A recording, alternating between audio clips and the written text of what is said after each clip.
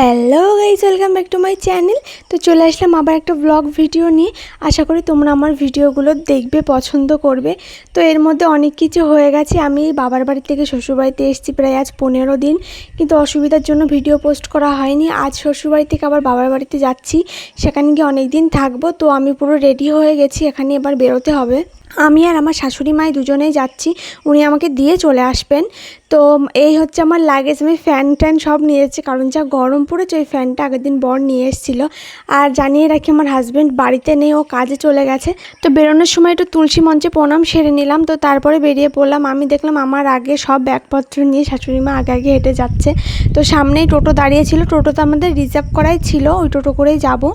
তো টোটোতে আমরা উঠে রেডি হয়ে গেলাম যাওয়ার জন্য। শ্বশুরবাড়িতে এসেছি আজ প্রায় 15 দিন হয়ে গেছে, 15 দিন মতন এখানে কাটালাম।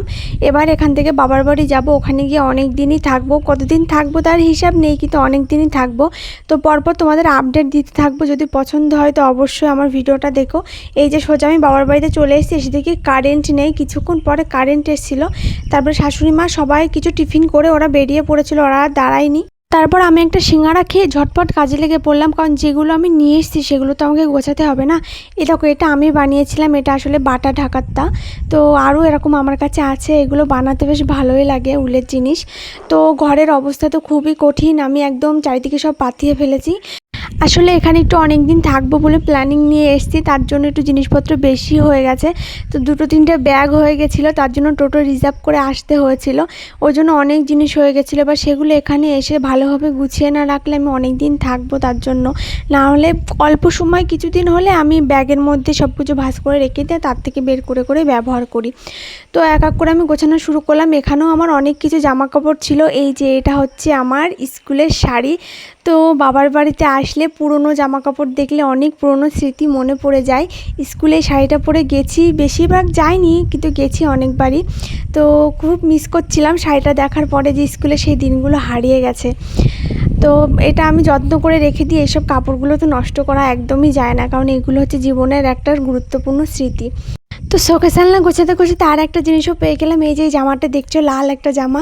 এই জামাটা আমার হাজব্যান্ড আমাকে বিয়ের আগে প্রথম পুজোতে গিফট করেছিল।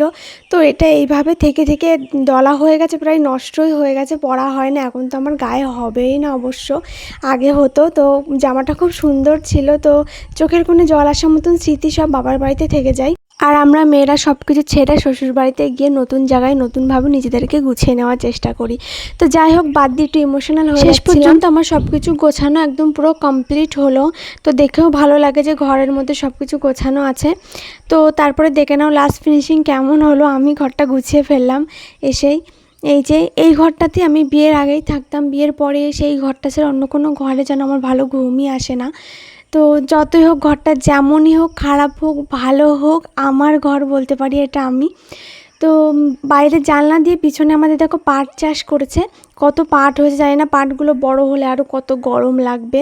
তবু ভীষণ ভালো লাগে, জানলা দিয়ে সামনে পুরো সবুজ প্রকৃতি দেখা যায়। আমার ভিডিও দেওয়ার অভাবে আমার অনেক ভিউ, অনেক কিছু সব কিছু কমে গেছে, আমি বুঝতে পারছি, অনেক ক্ষতি হয়েছে আমার নিজেরই। এবার থেকে ভিডিও দেওয়ার কন্টিনিউ চেষ্টা করব। তো সবাইকে বাই বাই, সবাই ভালো থেকো।